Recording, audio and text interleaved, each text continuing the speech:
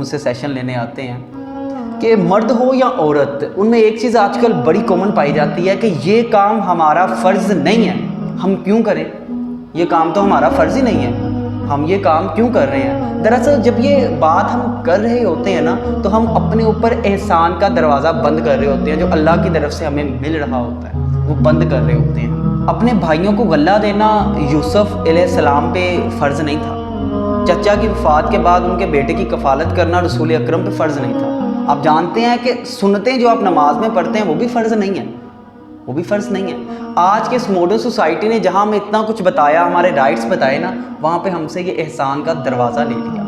آپ کو پتہ ہے جس بندے پہ ذمہ داری زیادہ ہوتی ہے اس بندے کا رتبہ بھی اللہ اتنا ہی بلند رکھتا ہے۔ وہ دین جو ہمسایوں کے اتنے حقوق بتاتا ہے کہ صحابہ کرام کہہ رہے ہیں کہ ہمیں گمان ہونے لگا کہ کہیں وراثت میں حصہ نہ مل جائے ہمسائے کو، وہ دین کہ جو کتے جیسے ناپاک جانور کو پانی پلانے میں پلانے پر ایک وحشہ کو بخش دیتا ہے، ٹھیک ہے، وہ دین جو کہتا ہے کہ کسی جانور کو ذبح بھی کرنا ہے تو تیز دھار چاقو سے کرنا ہے کہ اس کو تکلیف نہ ہو، وہ دین آپ کو دل برا رکھنے کا بھی کہتا ہے۔